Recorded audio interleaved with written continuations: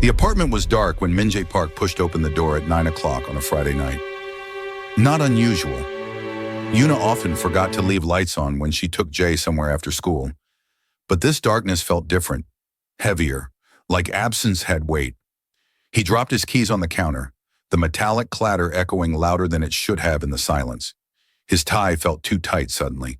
He loosened it with one hand while reaching for the kitchen light switch with the other. The overhead fluorescent flickered on, revealing nothing out of place. Clean counters, empty sink. The faint scent of the jasmine tea Yuna drank every morning still lingering in the air. But something was wrong. Min Jae couldn't name it at first. The refrigerator hummed. The wall clock ticked its steady rhythm. Everything normal. When everything exactly as it should be. Except it wasn't. He walked down the hallway, his Italian leather shoes silent on the hardwood floor his organization money had paid for. Jae's door stood open. The bed was made with hospital corners, the dinosaur comforter pulled tight and smooth. Too smooth. Yuna never made Jae's bed that neatly unless guests were coming. His chest tightened as he crossed to the closet and pulled it open. Half empty, not ransacked, not messy, just carefully, deliberately depleted. The dinosaur hoodie Jae had worn until it was 2 sizes too small, gone. The light-up sneakers his son loved despite being 15 years old, gone. The turtle backpack, gone. What remained were outgrown clothes, forgotten toys, the remnants of a childhood already slipping away. Min Jae's hands trembled as he opened drawer after drawer, worn old shirts, faded pajamas. Nothing Jae actually wore anymore. Nothing that mattered. He moved faster now, his breath coming shorter as he strode to the master bedroom. Threw open Yuna's closet doors. Her side was half empty too. The same careful selection, the comfortable clothes she actually wore. Gone. The old dresses from before their marriage, the ones she never touched, still hanging like ghosts. Her toothbrush missing from the bathroom. The expensive face cream he always complained about but replaced anyway. Gone. The small things that marked a life in progress, all erased. Yuna! His voice sounded strange in the empty apartment. Thin, small. Not the voice of a man who commanded respect from 36 street enforcers. He checked the usual drawer where they kept their passports. Empty. Both hers and Jae's were gone. So now that's when he saw it. A white envelope on the kitchen table, positioned exactly in the center like it was waiting for him. His heart stopped. One terrible, irrational moment where he thought it was a suicide note, that he'd finally pushed her too far, that He grabbed it with shaking hands, tore it open. Inside was a single sheet of paper with a laboratory logo at the top, but it wasn't addressed to him. To Sua was written in Yuna's careful handwriting. His eyes dropped to the text below, clinical, cold, devastating. Kardubwi paternity test results alleged. Father Park Min Jae. Mother Kim Sua, sample type. Prenatal paternal testing via maternal blood draw. Results 0% probability of paternity. Conclusion, Park Min Jae is excluded as the biological father of the fetus. The paper slipped from his fingers and drifted to the floor like a white flag of surrender. He read it again and again. The words didn't change. 0%. Excluded, not the father. Sua. The pregnancy. The ultrasounds he'd attended. Holding her hand, watching the grainy image on the screen. The apartment he'd bought her. The future he'd destroyed his marriage for.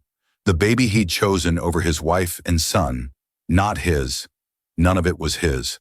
And Yuna had known.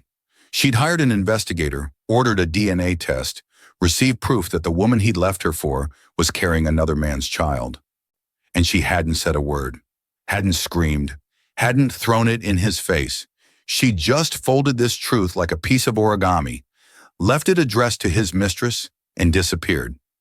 Min Jae sank into the kitchen chair, the same chair where Yuna used to sit every morning with her tea and a book while Jae ate cereal before school. The same chair where she'd sat 3 months ago when he'd told her he was leaving her for Sua, when she just nodded quietly, her face unreadable, and he'd thought she didn't care. He'd been so catastrophically wrong. His phone buzzed in his pocket. A text from Sua. "Are you coming over tonight?" The baby's kicking so much. The baby, not his baby, someone else's baby that she'd convinced him was his, that she'd used to infiltrate his life, his money, his power, and he'd fallen for it like a fool. Minjae stood abruptly, stumbled to the kitchen sink, and vomited. But 3 weeks earlier, in that same apartment, Yuna Park had sat on the edge of her bed, holding 2 white envelopes in her small, careful hands. And in that moment, she'd held all the power he didn't know he'd already lost. The first envelope had arrived on Tuesday. Simple white paper, the laboratory's discreet logo in the upper corner. She'd stared at it for 20 minutes before finding the courage to open it, her hands trembling not from fear but from something worse. Hope. The desperate, foolish hope that maybe her intuition was wrong, that the suspicion that woke her at 3 in the morning was just paranoid imagination. But when she'd torn open the seal and unfolded the paper, the numbers had confirmed everything. 0% probability of paternity. Ray Sua's baby wasn't Minjae's. The woman he'd abandoned his family for, the pregnancy he'd chosen over his wife and son, was carrying another man's child. Yuna had stared at those words until they blurred. She didn't cry, didn't scream, didn't call anyone. She'd simply folded the paper back into careful thirds, slid it into the envelope, and placed it in her sock drawer among the white cotton socks Minjae had bought her in their first year of marriage, because he'd said wives should wear white socks. The second envelope sat on her nightstand. She'd received it yesterday from her doctor. The results had been marked urgent, patient contact required. Yuna picked it up now with shaking hands and opened it for the 3rd time, as if the words might have changed overnight. Pregnancy test, positive estimated gestational age, 6 weeks patient age, 43 years. Classification, high-risk pregnancy due to advanced maternal age. Recommendation, immediate consultation with OB/GYN specialist. She'd thought the bleeding was perimenopause. At 43, that made sense. Her body shutting down that chapter of her life, just like her marriage had already shut down. But the blood work her doctor had insisted on told a different story.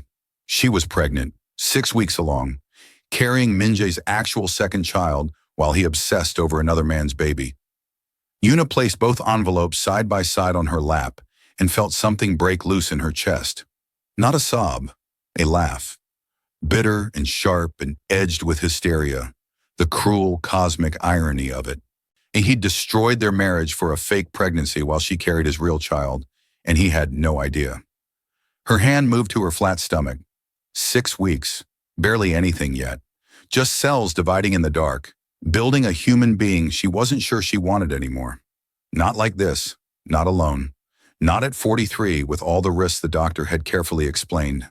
Gestational diabetes, preeclampsia, chromosome abnormalities, premature birth, and beneath all those clinical dangers, the memory that terrified her most. 15 years ago, Yuna had given birth to Jay in a sterile hospital room while Minjae paced outside on his phone, handling business. She'd hemorrhaged after the emergency C-section. The doctors had swarmed. She'd watched the ceiling tiles blur above her while someone shouted about her blood pressure dropping. And Minjae had barely noticed when they finally let him in, had held his newborn son for exactly 3 minutes before his phone rang again and he'd handed Jay back to the nurse. The postpartum depression had hit like a freight train 2 weeks later. She couldn't bond with Jay, couldn't stop crying, couldn't silence the thoughts that whispered she wasn't good enough, would never be good enough, should just disappear so her baby could have a better mother. She'd mentioned it once to Minjae, voice shaking, admitting she'd thought about ending it. He'd looked up from his laptop with barely concealed irritation. All women go through this, Yuna. You're being dramatic. You have a son now. Pull yourself together. She'd never mentioned it again. Had pulled herself together through sheer force of will, and white-knuckling her way through each day until the fog finally lifted months later. And Minjae had never asked, had never noticed the toll it took, had simply expected her to function because that's what wives did. Now she was pregnant again, high risk, alone, with a 15-year-old son who'd already watched his father erase him from existence. And Yuna knew with absolute certainty that she couldn't do this again. Couldn't bring another child into Minjae's world of violence and neglect. Couldn't watch him forget this baby's birthday too. Couldn't watch another child draw family pictures where Appa slowly disappeared from the page. Her decision crystallized in that moment, sharp and clear as glass. She would leave. Take Jay, disappear. Have this baby somewhere far from Seoul, far from Minjae's organization, far from the man who'd proven he couldn't be trusted with the hearts of his children, and she would never tell him. This baby would be hers alone, her secret, her choice, her second chance to do it right. Yuna stood carefully, both envelopes still clutched in her hands. Her body felt different suddenly, knowing what it carried, a weight that was both terrifying and sacred. 6 weeks. She had maybe 6 more weeks before the pregnancy would start showing, before morning sickness would become impossible to hide, before Minjae might notice. 6 weeks to plan an escape. She walked to her closet and pulled out a small notebook from the back of her sweater shelf, the one place Minjae never looked, because he'd never cared enough about her clothes to search there. Inside, she'd already started a list 3 days ago after receiving the DNA results about Sua. Now she added to it with steady handwriting that betrayed none of the chaos in her heart. Financial, continue small withdrawals, 50 million, one minimum. Legal, contact attorney Kim in Busan, specializes in disappearances. Medical, find OBGYN in Thailand, high-risk pregnancy specialist.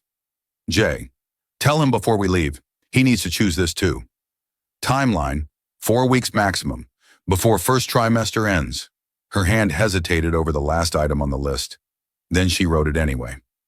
The truth about Sua. Leave it for Minjae to find. Let the lie collapse from within. She wouldn't use it as a weapon, wouldn't humiliate him publicly or destroy his reputation in the organization. Not because he deserved mercy, he absolutely didn't, but because destroying Minjae would hurt Jay, and Jay had already been hurt enough. No, she would simply leave the DNA test where Sua would eventually find it, or where Minjae would discover it after Yuna was already gone. Let them deal with the consequences of their own lies. She would be an ocean away by then, building a new life for her sons.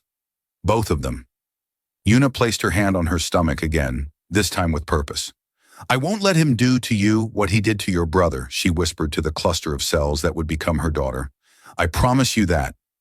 She didn't know yet that it was a girl, wouldn't know for months, but somehow in that moment she was certain.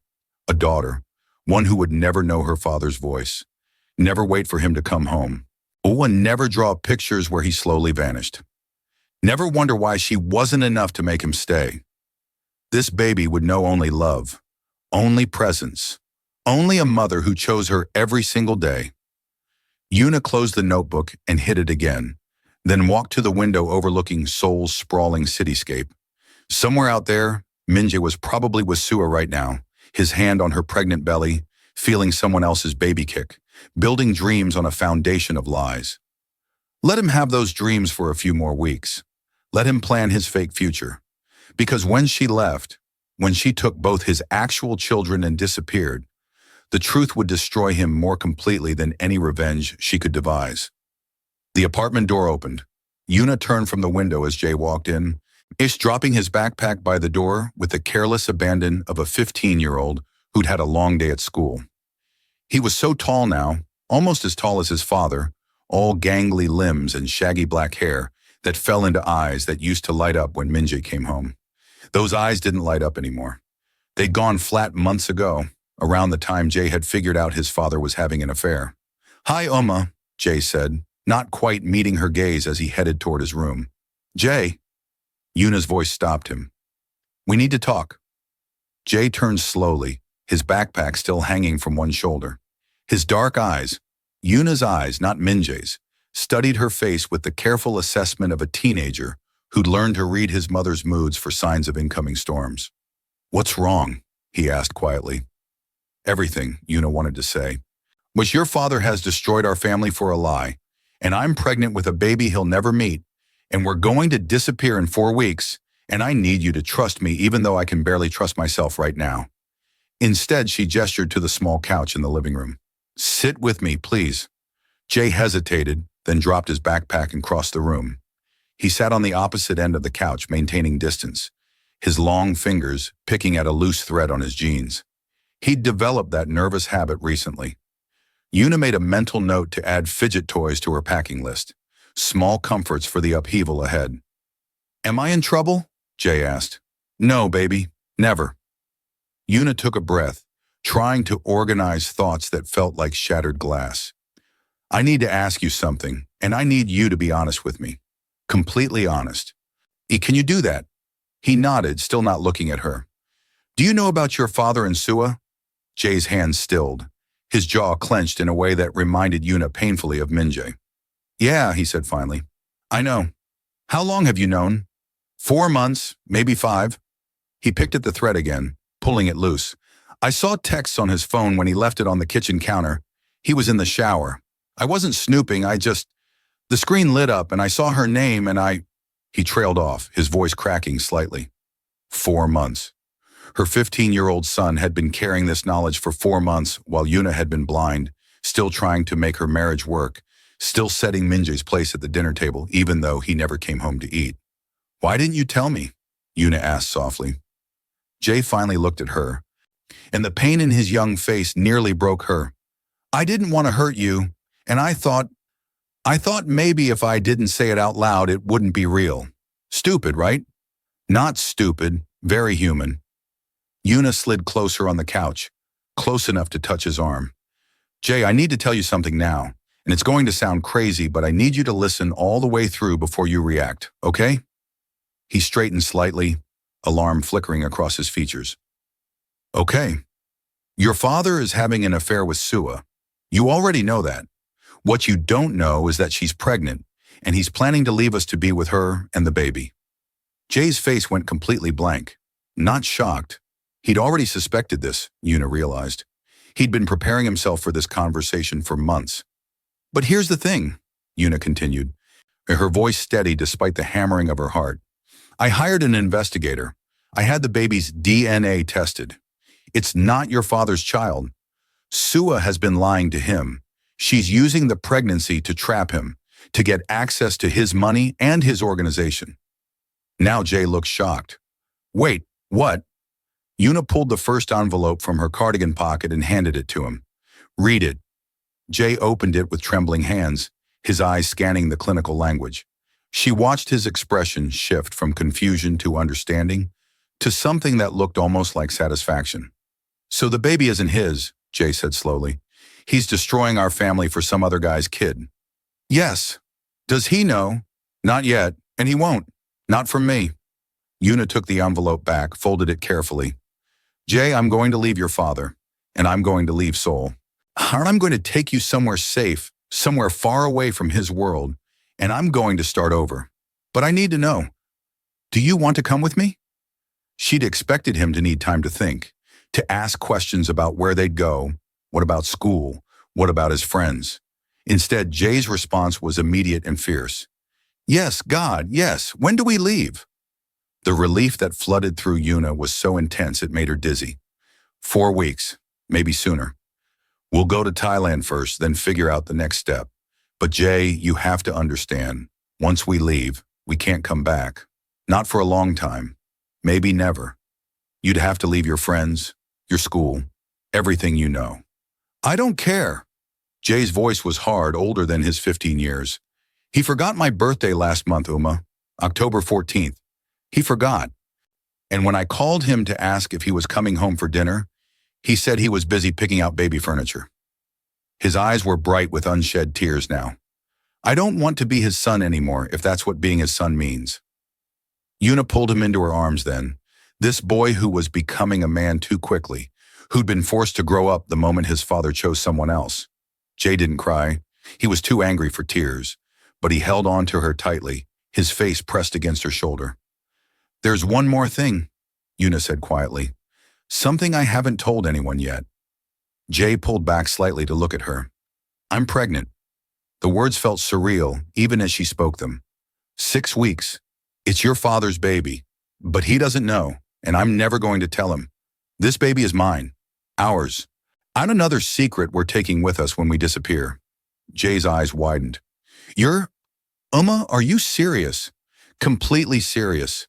The doctor says it's high risk because of my age, but the baby's healthy so far. I'm going to have it in Thailand with proper medical care, and when your father finally realizes we're gone, he'll never know he has another child." "Good," Jay said fiercely.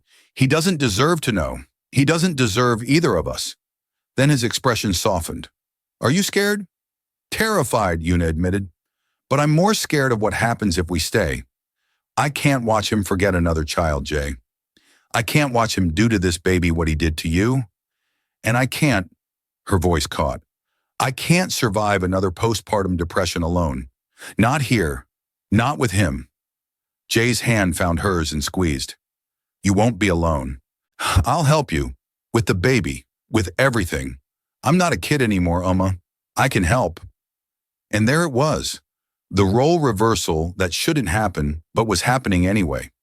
Her 15-year-old son offering to co-parent because his father had abdicated that responsibility. It was wrong and heartbreaking, and also the most beautiful thing anyone had said to her in months. "Thank you, baby," Yuna whispered. "But you are still a kid. You deserve to be a kid. I'm not asking you to raise this baby with me. I'm just asking you to come with us and be safe." "I want to help," Jay insisted. "I want to be nothing like him."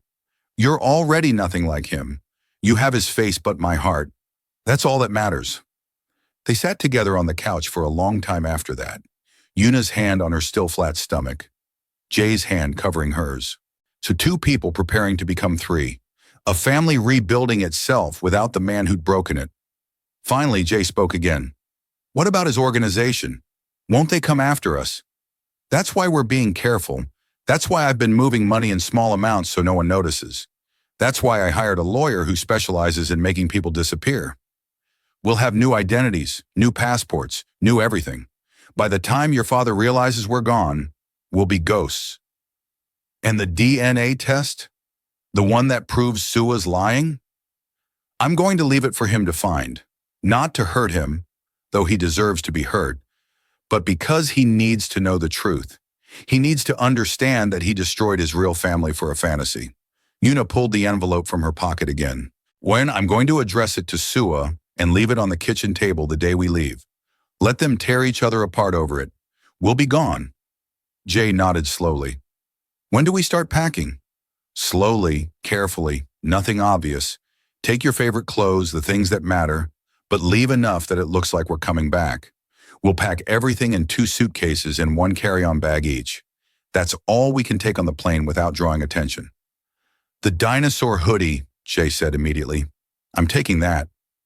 Yuna smiled despite everything. Her teenage son still sleeping in the hoodie he'd worn at 7 years old, the one that was now too small but that he refused to throw away. "Of course, and your light-up sneakers if they still fit." "They fit," Jay said defensively. "They're just snug." "Then bring them. Bring anything that makes you feel like yourself. Because everything else is going to change, Jay.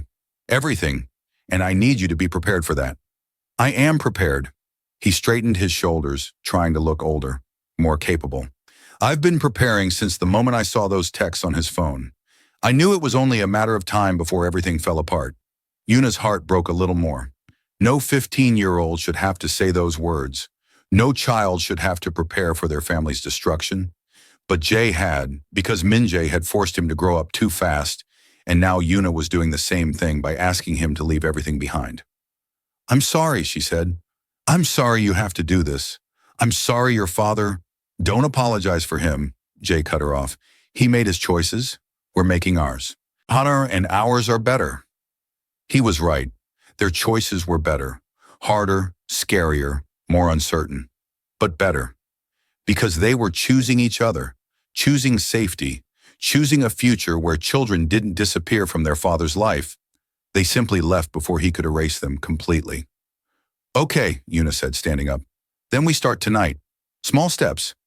You take inventory of what you want to bring. I'll start making arrangements with the lawyer. And Jay..." "Yeah?" "Not a word to anyone.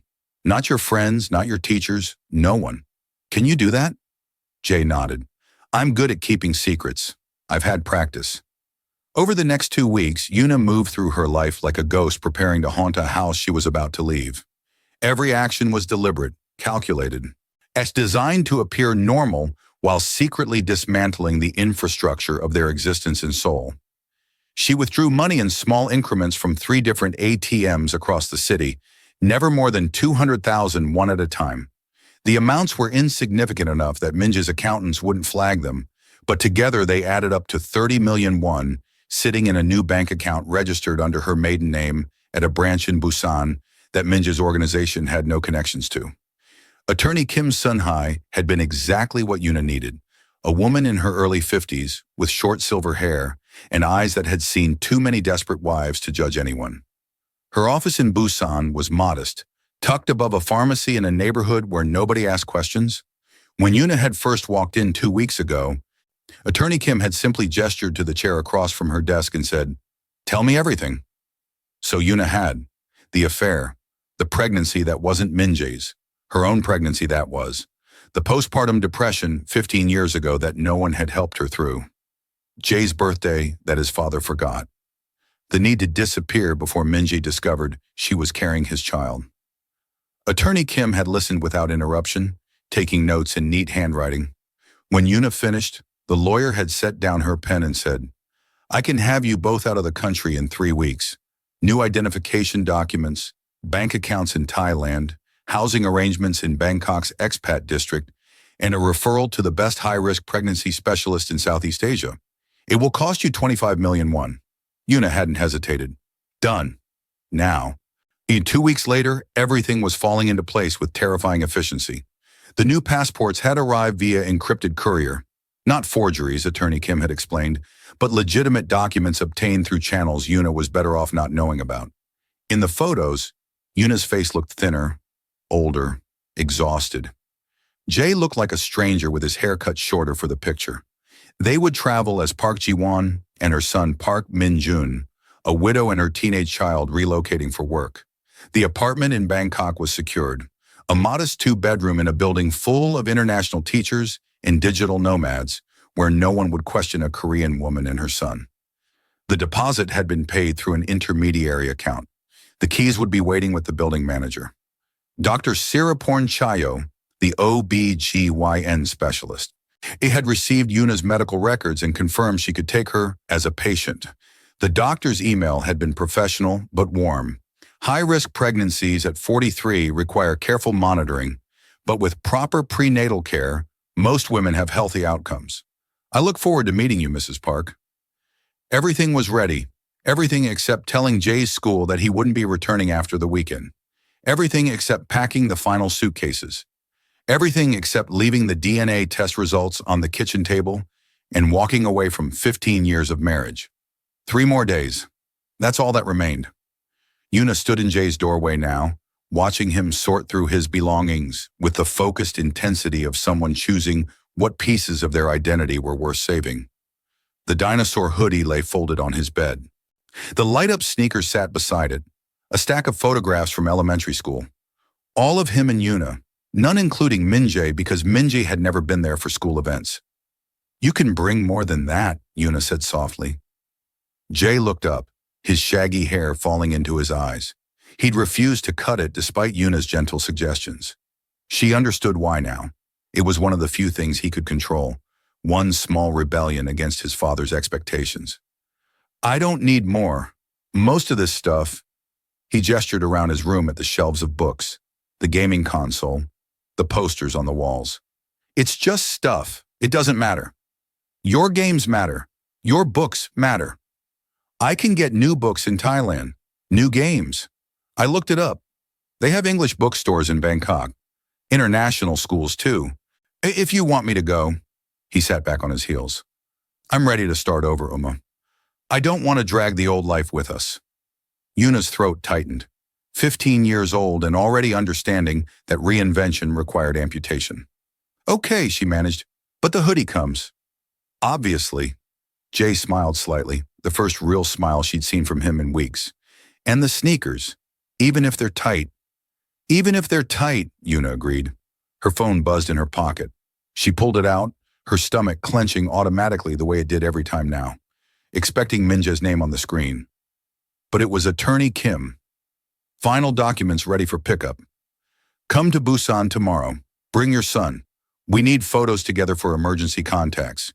Yuna typed back quickly. "We'll be there by noon." That her? Jay asked. The lawyer? Yes. Might we need to go to Busan tomorrow to finalize everything. I'll call your school in the morning and say you have a medical appointment. They won't care. I'm just another kid who'll eventually drop out or transfer. Jay's voice was flat, matter of fact. Most of my teachers don't even know my name.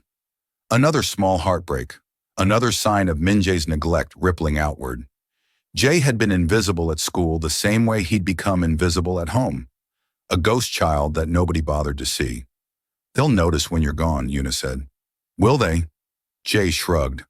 I doubt it, but it doesn't matter. By the time they figure out I'm not coming back, we'll be in Thailand, and they'll have bigger problems than one missing student. He was probably right. The school had 3,000 students. Jay was quiet, got decent grades, never caused trouble.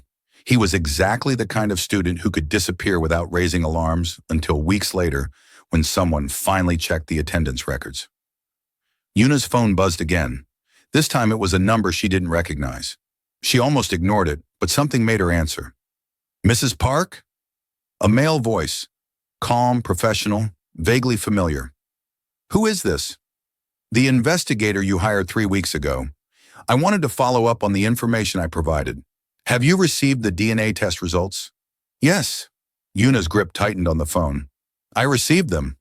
And what do you plan to do with that information? That's not your concern. Actually, it is. Part of my contract with Attorney Kim includes ensuring your safety during the transition period. If you're planning to use those results to publicly expose Miss Sua or your husband, I need to know. It affects the security protocols we have in place. Yuna walked into the hallway, away from Jay's room, lowered her voice. I'm not using them to expose anyone. I'm leaving them for my husband to find after I'm gone. What he does with the information is his problem, not mine. Smart, the investigator said. Less dramatic, but smarter. May I offer one additional piece of information? What? Miss Sua's real boyfriend, the biological father, is a low-level dealer named Kang Tae-jun. He works in the Gangnam district, runs pills and powder for a crew that's loosely affiliated with, but not directly under your husband's organization. I mention this because if your husband decides to pursue revenge after you leave, it could create territorial conflicts that might complicate your disappearance. The less attention on your husband's personal life, the better for you. Yuna hadn't considered that. Of course, Min-jae would go after the real father once he knew. Of course, his rage would manifest as violence, and if that violence spilled over into organizational territory disputes, people would start asking questions. People would remember that Min-jae's wife had disappeared right before the revelation. People might start looking for her. What do you suggest? She asked. Address the envelope to Sua, not your husband. Let her find it first. Let her be the one who has to decide whether to confess or run. Either way, it delays the explosion until you're safely out of the country. That's what I was already planning to do. Good. And then you're thinking clearly. A pause. Mrs. Park, I've been doing this work for 20 years. I've helped dozens of women disappear from dangerous men. May I give you one piece of advice? Please, don't look back. Not metaphorically and not literally. Once you get on that plane, you're dead to your old life. Your husband, your home, your history and soul, all of it has to stay dead. If you look back, if you check on him, if you let yourself care what happens to him after you're gone, you'll create vulnerabilities, digital footprints, emotional weaknesses. You have to commit fully to being gone. I understand. I hope you do, because the women who look back are the ones who get found. And being found by a man like Park Min-jae after you've taken his children? The investigator's voice dropped. That doesn't end well. The call ended. Yuna stood in the hallway staring at her phone, her heart hammering. Don't look back. Commit fully to being gone. Let Min-jae become a memory, not an ongoing presence. Could she do that? Could she really sever every connection to the man she'd loved for 15 years? The man whose child she was carrying? She placed her hand on her stomach, feeling nothing yet because it was too early for movement, but knowing the life was there, growing, depending on her. This baby would never know its father, would never hear stories about how Min-jae used to be before the organization consumed him, would never have the chance to decide for itself whether to love or hate the man whose DNA it carried. That felt wrong somehow, like Yuna was playing God, choosing what truths her children deserved to know. But then she thought of Jay. He's sitting in his room sorting through the remnants of a childhood his father had abandoned. Jay, who'd said he didn't want to be Minjae's son anymore. Jay, who'd been preparing for his family's destruction since the moment he'd seen those texts 4 months ago. And Yuna knew the investigator was right. Looking back would destroy them. Caring about Minjae's fate would create the emotional vulnerabilities that would lead him straight to them. She had to choose, her children's safety or her lingering feelings for a man who'd stopped being her husband long before he'd ever slept with Sua.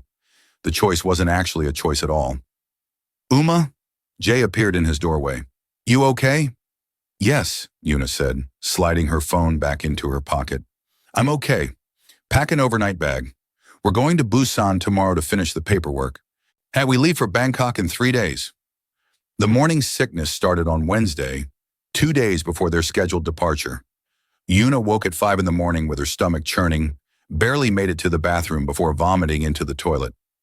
She knelt on the cold tile, one hand braced against the wall, the other pressed to her mouth, trying to muffle the sound so Jay wouldn't hear from his room down the hall. But he heard anyway. His soft knock came 30 seconds later. Uma? I'm fine, she called through the door, her voice hoarse. Just something I ate. You're pregnant. It's morning sickness. I'm not stupid. A pause. Can I get you anything? Yuna flushed the toilet, rinsed her mouth at the sink, and opened the door. Jay stood in the hallway in his sleep clothes, an oversized t-shirt and basketball shorts, his hair sticking up at odd angles. He looked so young in that moment, despite his height and the attempt at maturity he'd been projecting for weeks. Ginger tea, Yuna said. If we have any. We do. I'll make it. He turned toward the kitchen, then stopped. Uma, is the baby okay? The baby's fine. This is normal. Unpleasant, but normal. Jay nodded, but his eyes held worry that no 15-year-old should have to carry. He disappeared into the kitchen, and Yuna heard the sound of the kettle being filled, cabinets opening and closing, as he searched for the ginger tea she kept for exactly this purpose. She splashed cold water on her face, studying her reflection in the bathroom mirror.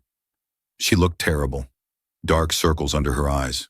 With skin pale and drawn, hair that needed washing, but she'd been too exhausted to manage yesterday. At 43, pregnancy wasn't kind.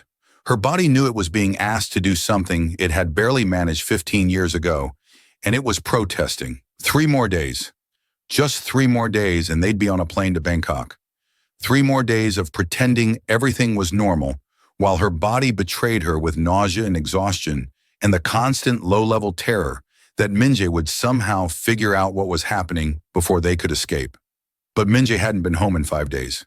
He was spending all his time at Sua's apartment, probably rubbing her belly and feeling the fake baby kick, planning the fake future they'd never have. The irony would have been funny if it didn't hurt so much. Jay appeared with a mug of steaming tea. I added honey, and I made you toast. Dry toast, because that's what the internet says helps. Yuna took the tea gratefully, wrapping both hands around the warm ceramic. When did you have time to research morning sickness? Last night, after you went to bed. I wanted to know what to expect. He shifted his weight, suddenly awkward. I know you said I don't have to help with the baby, but I want to know things, so I'm not useless. You could never be useless. Yuna sipped the tea, felt the warmth settle her stomach slightly. Thank you, baby, for the tea and for caring. We're a team now, right? You, me, and... He gestured vaguely at her stomach. Whatever she ends up being named. She? Yuna raised an eyebrow. You think it's a girl? I don't know, just feels like it should be a girl. Balance things out. Jay's expression softened. May I always wanted a sister, someone I could protect, you know? Be the big brother for. Yuna's throat tightened with emotion she didn't have energy to process. Well, we won't know for a while yet. But girl or boy, they're lucky to have you as a brother. They stood in the hallway drinking tea as morning light began filtering through the apartment windows, soft and golden and deceptive in its peacefulness. In 3 days, they'd never see this light again. This apartment, where Jay had grown up, where Yuna had tried so hard to build a family, would belong to someone else. Or it would sit empty, a monument to everything Minjae had destroyed through his own choices. I should start getting ready for school, Jay said, though he made no move to leave. Actually, I was thinking you could skip today. We have things to finalize. Aaron, I could use your help. The truth was, Yuna couldn't bear to let him out of her sight. Not now, when they were so close to leaving. Every moment Jay spent at school was a moment where something could go wrong, where he could tell a friend, where a teacher could notice something off, where the careful house of cards they'd built could collapse. Yeah? Jay's face lit up. Okay, what do you need me to do? Come with me to Busan. We'll pick up the final documents from Attorney Kim, and then we'll visit your grandparents' gravesite one last time before we leave. Jay's expression shifted to something more somber. I'd like that. I barely remember them, but yeah, I'd like to say goodbye. Yuna's parents and younger brother had died in a car accident when she was 25, just starting her job at the university library, and the grief had nearly destroyed her. It was what had made her vulnerable to Minjae in the first place. She'd been so desperate for family, for belonging, for someone to fill the emptiness their deaths had left. And Minjae had been charming back then, attentive, making promises about building a life together that would honor her lost family. He'd kept none of those promises. Go get dressed, Yuna said. Wear something warm. It'll be cold in Busan. Jay nodded and disappeared into his room. Yuna drained the last of her tea, felt the nausea receding to a manageable level. She could do this. She could get through 3 more days. She'd survived 15 years of emotional abandonment, nearly dying in childbirth, postpartum depression that had made her want to stop existing. She could survive 3 more days. Her phone buzzed. For one terrible moment, she thought it was Minjae, but it was Attorney Kim. Change of plans. Don't come to Busan. I'm coming to Seoul. Need to discuss something urgent. Meet me at Jogyesa Temple, 2 p.m. Come alone. Yuna's stomach dropped. Come alone. That couldn't be good. Had something gone wrong with the documents? Had Minjae's organization somehow discovered what they were planning? Had the investigator made a mistake that had exposed them? She typed back with shaking hands. What's wrong? The response came immediately. Nothing's wrong, but we need to talk about your husband.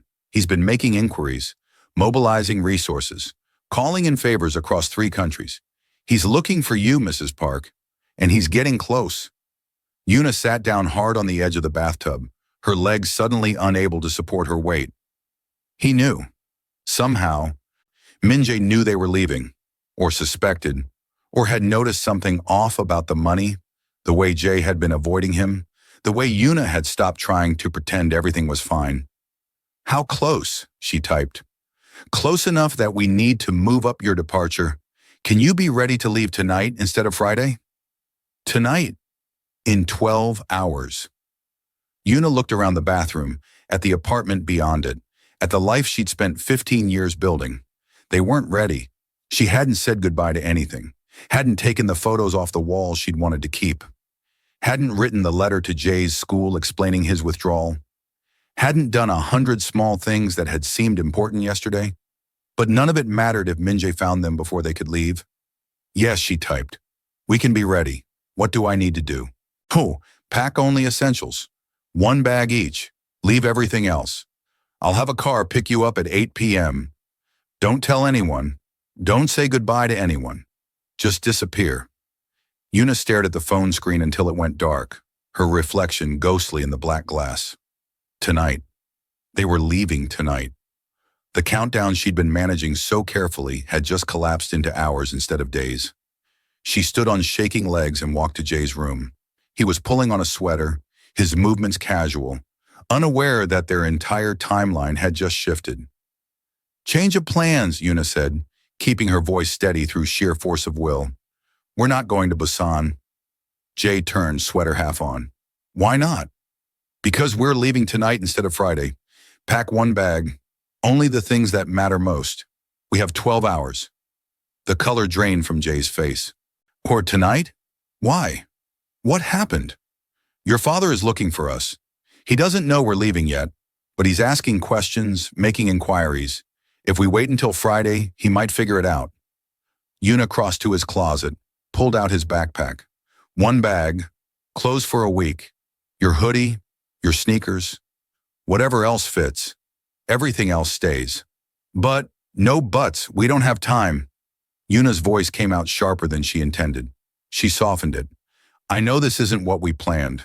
I know you wanted more time. But we're out of time, Jay. If we don't leave tonight, we might not get another chance. Jay stared at her for a long moment, and she watched him process the information, watched him shift from confused teenager to someone older, harder, more determined. Okay, he said finally. Okay, I'll pack. What about you? I'll pack too. We have 12 hours. That's enough. She turned to leave, then stopped. Jay, I'm sorry. I'm sorry we have to do it like this. It's not your fault, Jay said quietly. It's his. It's always been his. The next 8 hours passed in a blur of controlled chaos. Yuna moved through the apartment like a soldier preparing for evacuation, her movements efficient and methodical, despite the panic clawing at her chest. One suitcase for her, one backpack for Jay. Everything else would stay behind as evidence of lives interrupted, not lives deliberately abandoned. She packed her clothes first, practical items that would work in Bangkok's heat. Cotton dresses, loose pants, comfortable shoes. The maternity clothes she'd already secretly purchased went in next. A folded small at the bottom where they wouldn't be immediately visible if someone searched her bag. Her toiletries, prenatal vitamins, the small wooden box containing her parents' wedding rings and her brother's watch, the only physical remnants of her family before Minjae. The DNA test results went into a manila envelope, along with a single sheet of paper where Yuna had written in careful handwriting. The baby isn't his. It never was. Ask him about Kang Taijun. She addressed it to Sua and left it in the center of the kitchen table where it couldn't be missed. Let Sua find it first. Let her panic. Let her try to decide whether to confess or run. Either way, by the time Minjae discovered the truth, Yuna and Jay would be 30,000 feet over the Pacific Ocean. In Jay's room, her son packed with surprising efficiency. In the dinosaur hoodie, the light-up sneakers, a week's worth of clothes, his phone charger and headphones, 3 photographs from elementary school, all of him and Yuna at various ages, documentation of a childhood his father had missed. He left everything else, his gaming console, his books, his posters, the accumulated debris of 15 years in this apartment. You sure you don't want more? Yuna asked from his doorway.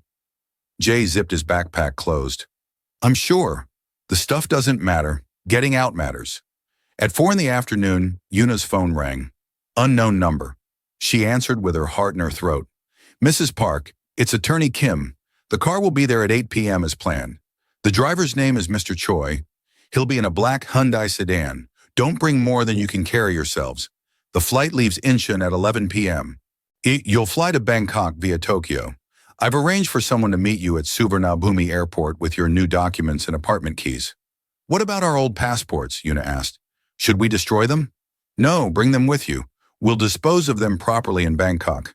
If they're found destroyed in Seoul, it raises questions. Attorney Kim paused. Mrs. Park, I need to tell you something. Your husband has contacted my office. Yuna's blood turned to ice. What? He called this morning asking if I represent you. I told him attorney-client privilege prevents me from confirming or denying that information. He pushed. I held firm.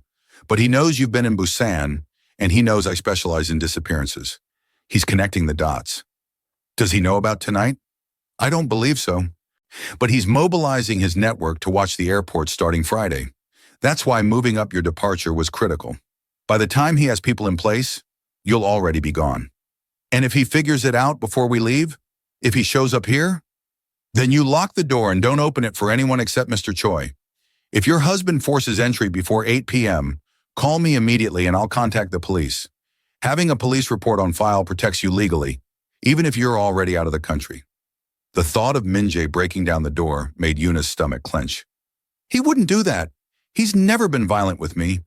Physical abandonment is violence, Mrs. Park. Emotional neglect is violence. If he's desperate enough, there's no telling what he might do. Attorney Kim's voice softened slightly. You're doing the right thing. Honor, trust your instincts. Protect your children. Everything else is secondary.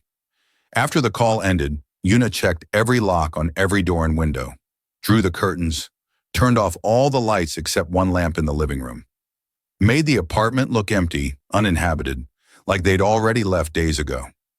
Jay sat on the couch with his packed backpack at his feet, scrolling through his phone with the detached focus of someone trying to distract themselves from anxiety. "Should I delete my social media?" he asked without looking up. "Not yet. It'll look suspicious if you delete everything right before we disappear. Just don't post anything. Don't message anyone. After we land in Bangkok, we'll deactivate everything at once. What about my friends? Can I at least tell Junho I'm leaving?" "No." Yuna sat beside him. "I know that's hard. But if you tell anyone, even your closest friend, word will get out. People talk, parents talk, teachers talk, information spreads, and all it takes is one person mentioning to the wrong person that Jay Park is moving to Thailand, and your father will know where to look." Jay's jaw clenched. "So I just disappear. Ghost everyone.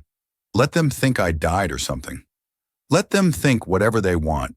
Your safety is more important than their feelings. What about your friends? Are you saying goodbye to anyone?"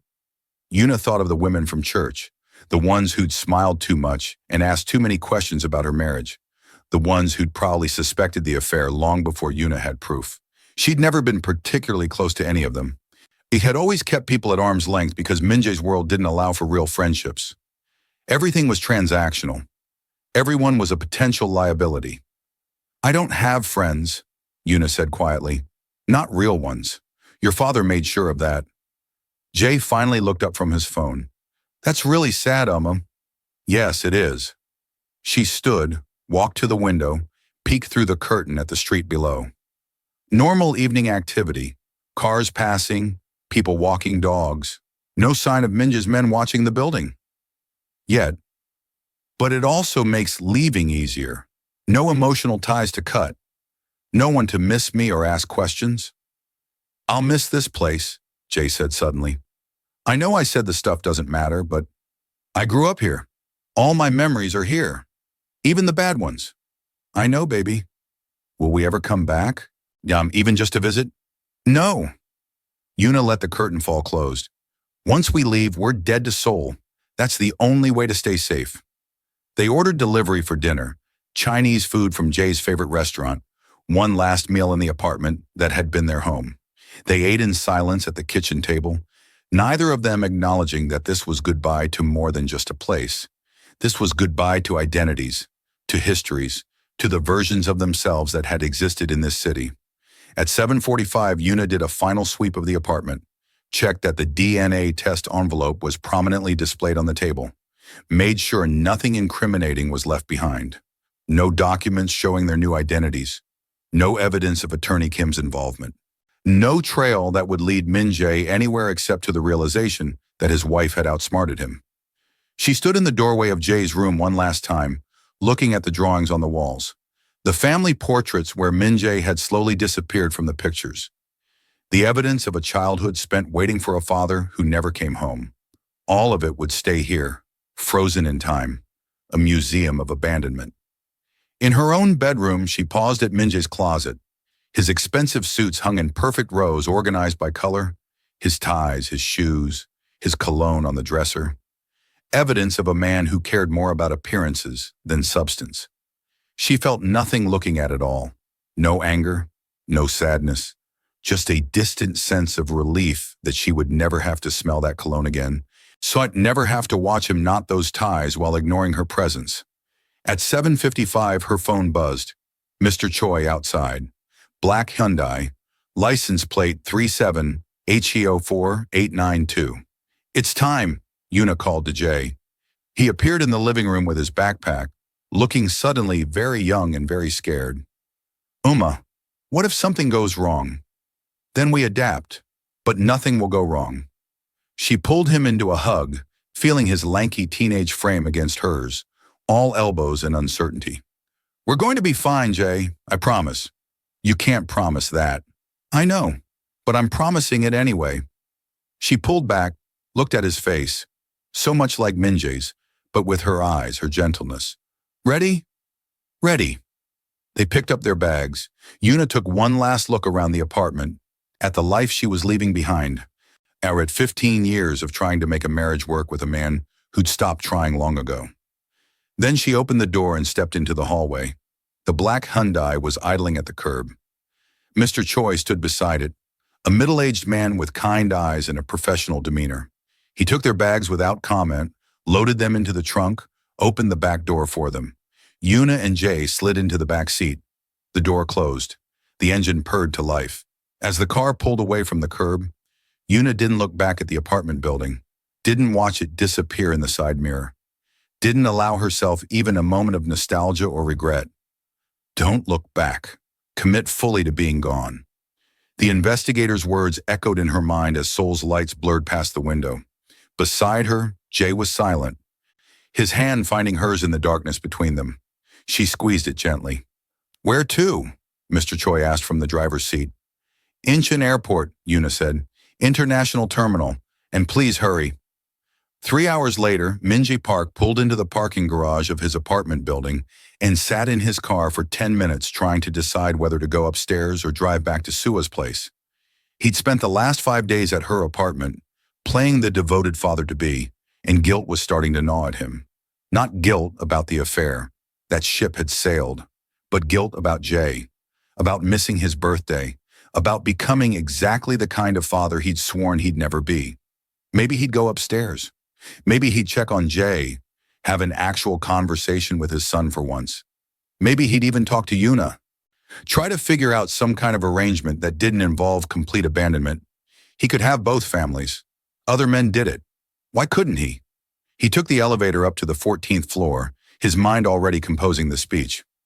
"I know I haven't been present. I know I've failed you both. But I want to try to fix this." The apartment was dark when he opened the door. He flipped on the lights, called out, "Yuna, Jay?" Silence. He walked through the living room into the kitchen. That's when he saw the envelope on the table. And 20 minutes later, when he'd torn the apartment apart and found the half-empty closets, the missing passports, the evidence of a carefully planned disappearance, he stood in the wreckage of his living room with the DNA test results clutched in his shaking hand and understood. She'd known. She'd known about Sua's lie. She'd known she was being replaced by a fraud. And instead of destroying him with that knowledge, she'd simply taken his son and vanished. His phone was in his hand before conscious thought caught up. He dialed Yuna's number. "The number you have dialed is no longer in service." He tried Jay's number. "The number you have dialed is no longer in service." Panic rose in his throat, sharp and metallic. He called Jung-ho. "Boss?" "Find them," Minjae said, his voice shaking. "My wife and son. They're gone. Find them now." "Gone? What do you mean?" "I mean, they're gone. Disappeared. Took their passports and ran. I need every man we have, checking airports, train stations, bus terminals. I need—" "Boss, we can't. Your father pulled our network access 3 days ago. Remember? After the situation with—" Minjae hung up. He called his father. "It's late," his father's voice answered, irritated. "Yuna left me. Took Jay. I need help finding them." Silence, then, "No?" "What do you mean, no?" "I mean you made your choices, and now you live with them. That woman was too good for you anyway. If she's smart enough to get away from you, I'm not helping you drag her back." "She's my wife." "She was your wife. Now she's a woman who escaped. Good for her." His father's voice was cold. "You're on your own, Minja. Maybe this will teach you something about consequences." The line went dead. Minjae stood in his empty apartment, surrounded by the evidence of lives interrupted, and understood that he'd lost everything that mattered while chasing something that had never been real. And somewhere over the Pacific Ocean, Yuna Park held her sleeping son's hand and felt the weight of freedom for the first time in 15 years. The plane touched down at Suvarnabhumi Airport at 6:30 in the morning Bangkok time. Yuna had barely slept during the flight, a combination of pregnancy exhaustion, anxiety, and the constant low-level terror that somehow Minjae would be waiting for them when they landed. But when they disembarked and made their way through immigration with their new documents, no one stopped them. No one questioned why Park Ji-won and her son Park Min-jun were entering Thailand on one-way tickets with minimal luggage. The immigration officer barely glanced at their passports before stamping them and waving them through. They were ghosts now, officially disappeared. A woman was waiting for them outside baggage claim, holding a sign that read, Park Family in neat Korean characters. She was Thai, maybe 40 years old, with a warm smile and efficient demeanor. Mrs. Park, I'm Ploy. Attorney Kim sent me. Welcome to Bangkok. She bowed slightly, then gestured toward the exit. My car is this way. I have your apartment keys and your permanent residency documents. We'll get you settled, and then you can rest. The drive through Bangkok's morning traffic was disorienting. Everything was different. The language, the architecture, the humid heat that pressed against the car windows.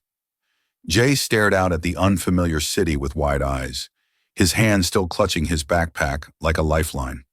Your apartment is in the Phrom Phong area, Ploy explained as she navigated through aggressive traffic with practiced ease. Many expats live there. Or international schools nearby. English is commonly spoken. You'll blend in easily. And the doctor? Yuna asked. Dr. Chayo? Her clinic is 10 minutes from your apartment. I've scheduled your first appointment for tomorrow morning at 9. She has all your medical records from Seoul. Ploy glanced at Yuna in the rearview mirror. Attorney Kim wanted me to remind you, no contact with anyone in Korea, no checking Korean news websites, no social media. You are completely off the grid now. If you break that rule, you risk exposure. I understand. The apartment was modest but clean. 2 bedrooms, a small living area, a kitchen with basic appliances. The windows overlooked a busy street full of food vendors and shops. It smelled like fresh paint and new beginnings. I've stocked the refrigerator with basics, Ploy said, handing Yuna a set of keys. There's a 7-Eleven downstairs open 24 hours. Your building manager is Mrs. Somchai. She speaks English and asks no questions. Your rent is paid for 6 months. After that, you'll need to arrange payment yourself using the bank account Attorney Kim set up. She handed Yuna a folder containing documents, lease agreement, bank information, emergency contacts, Dr. Chayo's clinic address, instructions for obtaining Thai driver's licenses, information about international schools for Jay. If you need anything in the first week, call me. Ploy wrote her number on a sticky note and pressed it to the refrigerator. After that, you're on your own. Attorney Kim's instructions. After Ploy left, Yuna and Jay stood in the middle of their new living room, surrounded by their meager luggage, and looked at each other. Nori, we did it, Jay said quietly. We actually did it. We did. Yuna sat down on the couch, suddenly overwhelmed by exhaustion. The pregnancy fatigue, the stress of the escape, the reality of what they'd done. It all crashed over her at once. Jay sat beside her. Are you okay, Uma? I don't know. Ask me in a week. She leaned back against the cushions, closed her eyes. We're safe. That's what matters. We're safe and he can't find us. Do you think he's looking? I know he's looking, but he won't find us. Attorney Kim is too good at what she does. And your father... She opened her eyes, looked at her son. Your father made too many enemies, burned too many bridges. No one will help him. Not his organization, not his father. He's alone now, just like he made us feel. Jay was quiet for a moment. Got then, is it wrong that I don't feel bad for him? No, it's honest. Yuna reached for his hand. We're allowed to protect ourselves, Jay. We're allowed to choose our own survival over his feelings. He stopped choosing us a long time ago. They sat together on the couch as Bangkok's morning sounds filtered through the windows. Street vendors calling out their wares, motorbikes revving, the distant rumble of the BTS SkyTrain. Foreign sounds, safe sounds, sounds that meant they'd made it. Later that afternoon, after unpacking and attempting to sleep but failing, Yuna stood in her new bedroom and placed her hand on her stomach. 8 weeks now. Still no visible bump, but the morning sickness was getting worse. She'd vomited twice on the plane, once in the airport bathroom. Her body was making its needs known. She thought about the baby growing inside her. Minjae's daughter. She was increasingly certain it was a girl, though she had no medical confirmation yet.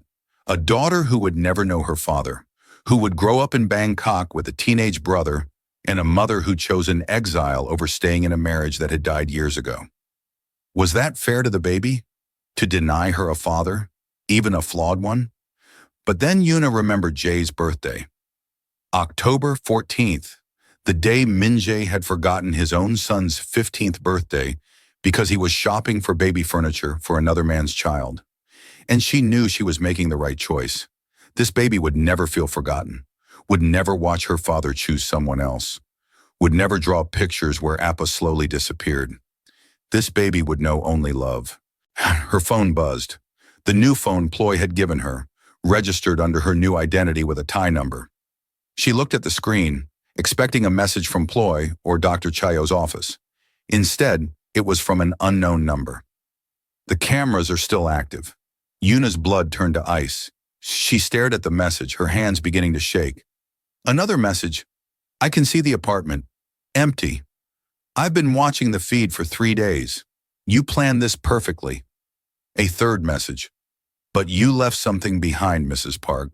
Something I don't think you intended to leave. Yuna's mind raced. The cameras. She'd forgotten about the hidden cameras she'd installed months ago to document her life with Minjae. They'd been connected to cloud storage, accessible from anywhere with the right password. And whoever was texting her had that password. Who is this? She typed with trembling fingers. The investigator. The one who helped you escape. I'm texting you now because there's something you need to know before you disappear completely. What? Your husband found the DNA test. He knows about Sua's lie. But that's not the important part. The important part is what happened after. Yuna waited, her heart pounding. He went to Sua's apartment to confront her. She panicked, tried to run. He stopped her. Mrs. Park, there was a physical altercation. Sua fell. She's in the hospital now. She lost the baby. Yuna's hand flew to her mouth. Oh God, the baby that wasn't his is gone, and your husband is under investigation for assault. His organization is distancing themselves. His father has officially disowned him. Everything is collapsing. Why are you telling me this? Yuna typed. Because phase 2 is about to begin. The part where he discovers what you really took from him. What do you mean? The cameras, Mrs. Park. The ones in your apartment. They've been recording everything since you left, including him sitting in your son's room crying for 3 hours last night. Including him calling every contact he has, begging for help finding you, including him discovering something you didn't know he'd discover. Yuna's breath stopped. What did he discover? A pause. Then, your medical records, you left them in your bedside drawer, the prenatal vitamins, the pregnancy test box in the bathroom trash that you forgot to throw out. He knows, Mrs. Park. He knows you were pregnant. He knows you took his daughter. No, no, no, no. But here's the thing, the investigator continued. He doesn't know where you are. Well, he doesn't know you're in Bangkok. He doesn't know about your new identities. All he knows is that you were 6 weeks pregnant when you disappeared, and now he's lost everything. His wife, both his children, his organization, his reputation, everything. Stop texting me, Yuna typed. I don't want to know. I don't want any connection to him. Too late. The connection exists, and it's about to get more complicated. What do you mean? Because 3 years ago, you witnessed something. Something your husband doesn't remember you seeing. Something that, if it came to light, would destroy not just him, but his entire organization.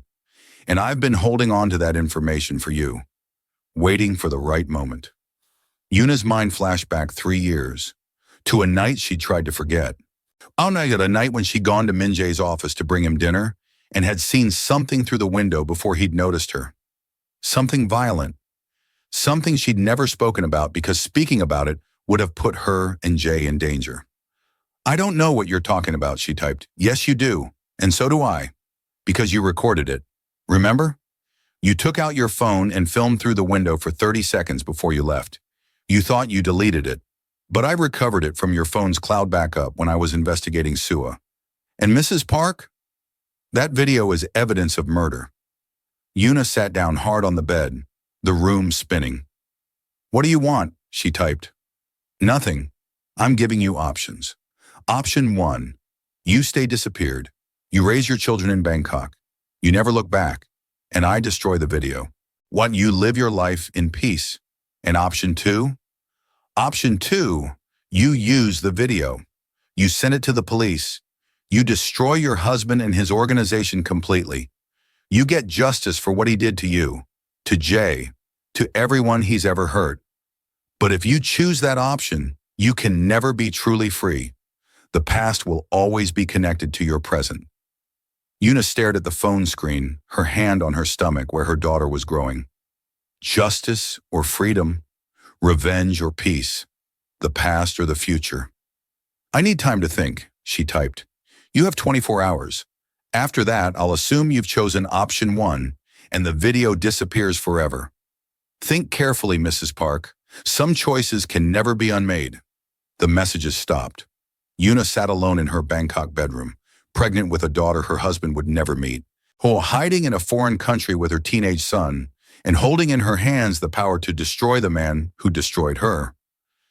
Outside her window, Bangkok hummed with life. Street vendors sold pad thai and mango sticky rice. Families walked to temples. Life continued, indifferent to the drama of one Korean woman's impossible choice. Jay knocked softly on her door. Uma, I made ramen. You should eat something. I'll be right there, baby. She stood slowly, placed both hands on her stomach where her daughter was growing, and made herself a promise. Whatever choice she made about the video, about Minjae, about the past, it would be the choice that protected her children, not the choice that satisfied her anger, not the choice that gave her revenge, the choice that let them be free. She walked out of the bedroom to join her son for dinner. Her phone still clutched in her hand, the investigator's offer burning in her mind like a live coal. 24 hours to decide. 24 hours to choose between justice and peace. 24 hours to determine whether she would truly let Minjae go, or whether she would use the final weapon she possessed to destroy him completely. But first, she would eat ramen with her son. She would rest her pregnant body. She would remember that she was no longer Yuna Park, wife of a mafia boss. She was Park Ji-won now, a widow rebuilding her life in a foreign country with her children. A woman who'd chosen survival over revenge. Or at least, that's what she'd been. What she would become in the next 24 hours, that was still to be decided.